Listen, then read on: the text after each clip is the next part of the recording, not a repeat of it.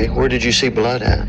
On the pillows and the cups and on the bed. And then I started crying, but I tried to call 911. Ran here. You ran? As fast as I could. The boy you just heard is 4-year-old Dameon Huffman. Just 1 hour before this police interview was recorded, Dameon was living a quiet, happy life with his grandparents in rural Ohio. Raised by them since birth, Dameon was their whole world, and they were his. But on March 27, 2003, everything changed when Dameon showed up at the front door of his daycare alone, covered in blood. 911, your emergency? The little boy just ran in the front door. How'd he get to the daycare? Walked here. How old is he? He's 4. He's 4 years old and he walked there? Yes, he did. And he said his grandparents are military, and they have blood all over them. No one knew what to make of those words until investigators went and checked on his grandparents and saw both of them dead in their beds. With no suspects and no clear motive, this murder in Ohio might have remained a mystery if not for one clever 4-year-old boy who pretended to be sleeping and became the only living witness. He saw something he shouldn't have, something that could solve the case, but could also cost him his life. I turned 4 because I had my birthday already. What do you remember? The door opens. Your bedroom door? Yeah. And who did you see? It's 2003. In the quiet rural town of Bradford, Ohio, 4-year-old Dameon lives with his great-grandparents, Jack and Linda Myers, and his mother, Amber, on their 40-acre farm. Amber was just a teen when she had Dameon in late 1998, so without hesitation, her grandparents Jack and Linda, still full of energy, opened their home to Amber and her new son. They gave her a place to stay and helped raise Dameon as their own. When Dameon came along, he was just so precious. You know, they loved him and they loved me enough to help me out, and so they helped me with him. Jack and Linda had met later in life, blending their families when they got married in their 50s. Together, they ran a small pizza shop and quickly became pillars in their tight-knit community. So I was living with Grandma and Grandpa because them being the kind, loving people that they were, they took me in and cared for me and everything, and Mom would come and see me. We were always having fun, laughing, and just carrying on and whatnot. Jack and Dameon were the best of friends. Jack would sit him on his lap and they'd be out there just driving around in the field, and Dameon thought that was the coolest thing ever. Family meant everything to them. Their home was always full of kids, grandkids, and the smell of home-cooked food during frequent big family dinners. The farm was the place that everybody went and got together for all the family gatherings. There's a Grandpa Jack at his best. Oh, that's Grandma. Hi, Grandma. I mean, we all had great family things that we did together. We were all so close that you didn't put that step-parent or step-son into things. You know, we were all just really close. There was no reason to ever think that anything bad would go on there.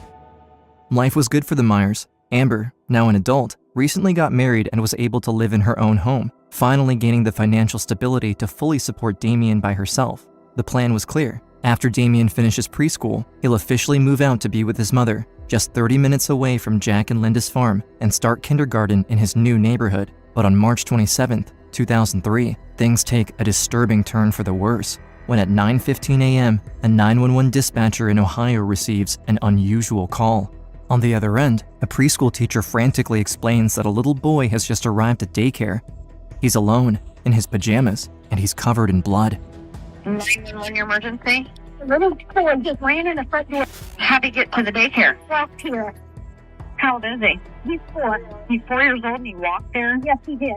And he said his grandparents are military, Okay. and they have blood all over them. That's not a call we get every day. What could melting grandparents mean? Something was wrong. The little boy is Dameon, who lives a mile down the road at the farm.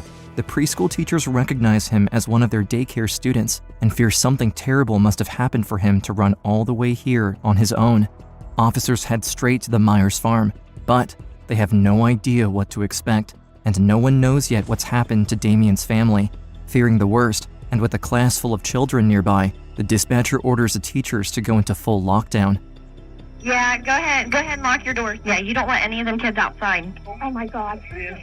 We didn't know what we were dealing with. We didn't know if it was an injury or if it was an assault. Were there perpetrators at the scene? I'm just assuming worst case scenario. What was first noticed was the front door of the house was standing wide open.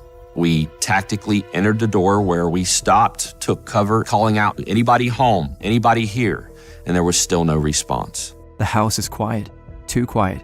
Guns drawn, the officers step through the front door, slowly making their way through the kitchen. Then, they push open the bedroom door. Their worst fears are confirmed when they discover 2 bodies on the bed, not moving and covered in blood. They're identified as Jack and Linda, Dameon's grandparents. I see that Jack was bleeding from the mouth and nose. He had a gunshot wound to the back of his head. I could see that he had suffered significant blood loss. I checked him for a carotid pulse. He obviously wasn't breathing, and I determined he was deceased. Linda has suffered a gunshot wound directly to the face and also to the hand. They both felt a little bit warm to the touch, which tells me it hasn't been days that they've been deceased. It's probably more like hours. Unsure if the killer might still be at the scene, officers quickly search the house, room by room. However, they confirm no one else is inside the home. The killer is still at large. Back at the daycare, Dameon was placed under the care and supervision of police. His safety is the top priority. With no killer in custody and police just beginning their investigation, everyone is a suspect, even family. It's not safe to let Dameon out of their sight. Meanwhile, more officers arrive at Amber's house with the heartbreaking job of giving her the tragic news about what happened earlier in the day. The detectives told me that they were no longer with us, and I was confused. I said, and Dameon too, because the way that they worded it made me think my son wasn't here either. He was actually put in a protective custody status, and he was hidden from all of his family members. Not knowing where Dameon was or how he was feeling, there was nothing I could do. To comfort my son is the worst feeling in the world. As Dameon remains hidden from his surviving family for his own protection, news of the sudden murders reaches the town and the surrounding Dark County, leaving everyone shocked. Nothing like this has ever happened here, and the residents are on edge, wanting answers. The bodies of Jack Myers and his wife Linda were found murdered in this farmhouse near Gettysburg, both shot to death execution style.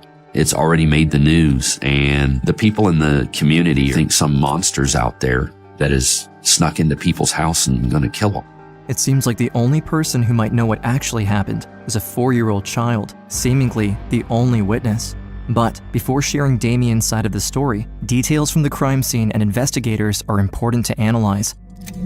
Initially considered a burglary gone wrong, this theory is quickly debunked after an initial review of the farm.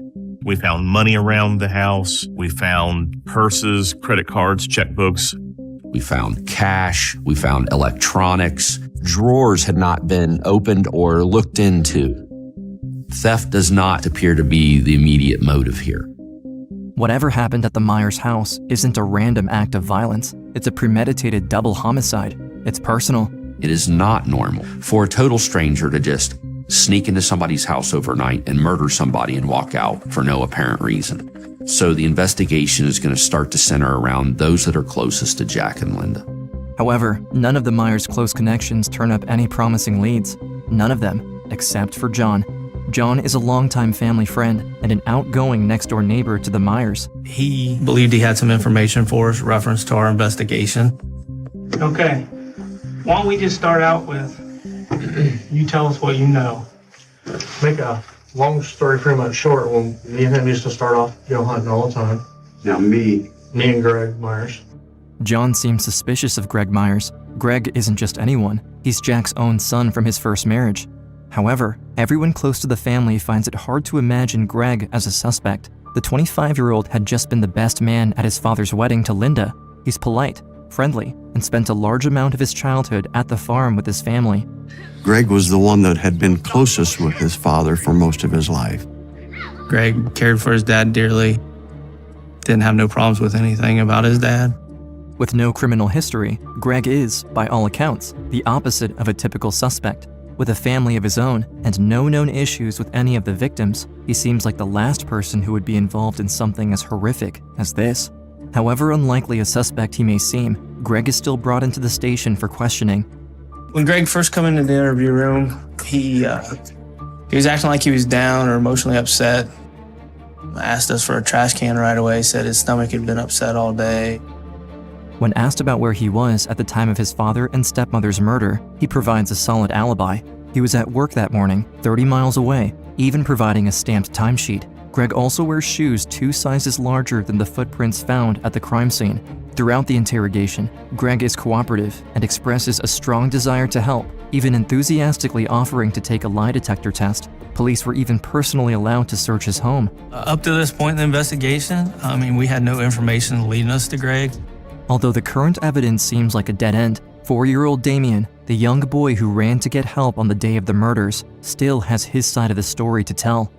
Why don't you tell me what your name is? Dameon Huffman Myers. How old are you, Dameon? I turned 4 because I had my birthday already. Okay. In the early morning hours of March 27, 2003, Dameon woke up on his own. This was unusual, since normally his grandparents were there to get him ready for preschool. At only 4 years old, Dameon knew something wasn't right that morning. Worried he would be late for school, he made his way downstairs to check on his grandparents. I ran downstairs and I went in the bedroom and I was trying to wake them up. Were they just laying there in bed, or where were they at? They was laying in bed, melted. The horrifying scene was something no child should ever have to see, or should even have the words to describe. To the young Dameon, the tragedy of his grandparents in front of him was impossible to make sense of. The only way he found to process it was to assume his grandparents were melting. The words he spoke left the detectives stunned, having to take a few moments to collect their thoughts. As the full weight of what Dameon said began to settle in, the detectives knew what this meant. You saw blood? Yeah. Okay, where did you see blood at? On the pillows and the covers and on the bed. The little boy grabbed the tissue and attempted to tend to his grandfather's injuries, but it was too late. Jack and Dameon were an inseparable duo, and Dameon knew his grandpa would never have given up on him. Neither would his grandma.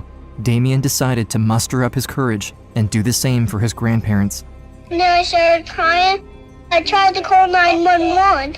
The little boy grabbed the phone tightly and dialed 911, but nothing happened. The line was dead, silent. As it turned out, the killer had cut the phone lines to make sure no one could call for help. Dameon looked around the room, trying to find another solution to help his family. Remembering his daycare wasn't too far from the farm, he immediately headed out the front door and started to run. Over a mile down the road to his daycare, the one place he believed he could find help. I didn't know what he started. Ran here. You ran? As fast as I could. With Dameon's recounting of the story, there's an inconsistency in his retelling versus the evidence at the farm. In reality, blood was also found in Dameon's bedroom. Either the 4-year-old is misremembering the events of that morning, or there's more to the truth that he hasn't yet revealed. They come up with a different approach to go through everything again. Using a bit of ingenuity, they craft the layout of the farmhouse with a model home and dolls, hoping the props will help Dameon open up further. They had little puppets of me and Grandma and Grandpa. I showed them what I did and what had happened. As Dameon acts out his movements around the house that morning, he reveals that, while he was asleep in his bedroom before going downstairs to check on his grandparents, there was a stranger in the house.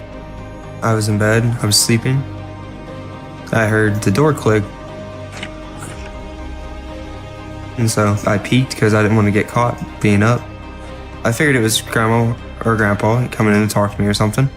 With one eye opened, to his horror, Dameon realized that it wasn't one of his grandparents walking into his bedroom. It was a dark figure, a stranger, dressed in a green jumpsuit, holding a shotgun. I was absolutely terrified. I was scared. This dark green mass of a man pointing a gun. I just closed my eyes and eventually I opened my eyes to peek.